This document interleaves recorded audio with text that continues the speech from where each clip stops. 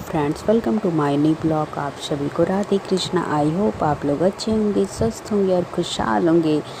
मैं पहुंच गई अपने गांव वाले घर पे। इसके पीछे का वीडियो मैंने पिछले वाले ब्लॉग में आप लोगों को दिखा ही दिया था, जब मैं अपने घर से हॉस्पिटल गई। हॉस्पिटल से फिर आ गई मैं अपने गांव, और गांव में पहुंच गई। मेरे बाबा बैठे हुए हैं बरामदे में, और मेरी दादी की तबीयत ख़राब है, मतलब बहुत लगभग 2 साल से उनकी तबीयत ख़राब है, तो वो बिस्तर पे ही पड़ी रहती हैं। मतलब खाना वाना तो खा लेती हैं, पहले तो नहीं खा पाती थी, लेकिन अब खाना वाना खा लेती हैं। थोड़ा उनके ब्रेन में दिक्कत था, तो इसलिए अब और तो उनका शरीर का कुछ हिस्सा काम नहीं करता है।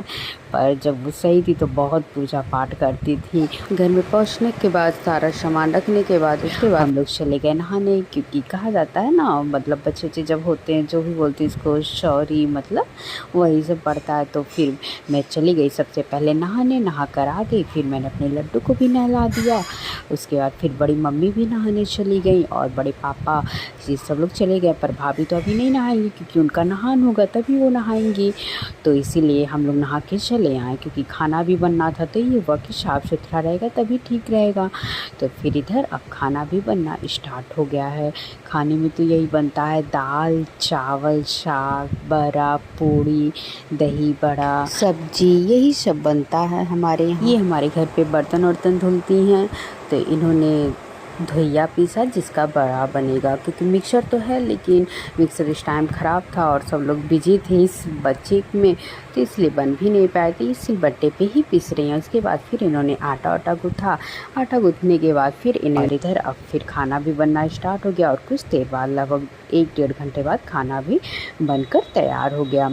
देखिए ये दाल है, चावल, दही बड़ा, साग बड़ा, ये सब है। पर मैं थोड़ा लेट पहुंची, मतलब कुछ काम मैंने भी किया था, फिर मैं चली गई भाभी के पास उनके रूम में, तो फिर मैं लेट पहुंची। तब तक कुछ लोग तो खाना भी खा चुके थे, और कुछ लोगों का दिल आ गया था। जैसे कि गांव में बहुत सारे लोग होते हैं ना, बर्तन धुलने वाली होती हैं और नाव वाव होती है, इन लोग को खाना दिलाता है, तो फिर इन लोग को खाना भी दिला गया।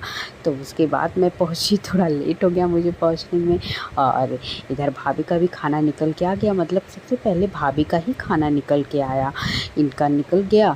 उसके बाद फिर सबको दिलाता है, क्योंकि हमारे यहाँ ये रस्म होता है, पहले जिनको बच्चा होता है वही पहले खाना खाता है, फिर और सब लोग खाते हैं।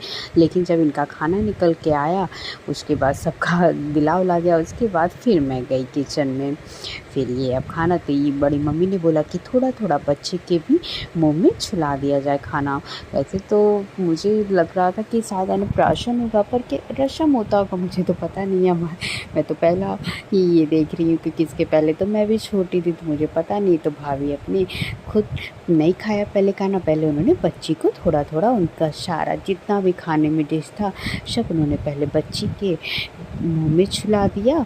उसके बाद फिर वो खाने के लिए बैठ गए, और मैंने बच्ची को ले लिया उनकी गोद से, क्योंकि ना तो उनको खाने में दिक्कत हो रहा था, तो मैंने ले लिया उनकी गोद से। और इधर बाद फिर बाबा ने खाना खाया, और इधर फिर बड़े पापा भाई ये सब लोग भी खाना खाने बैठ गए फिर, और सबको खाना भी दिला गया था। और बगल में प्रधान लोग थे, उन लोगों को भी खाना दिला गया।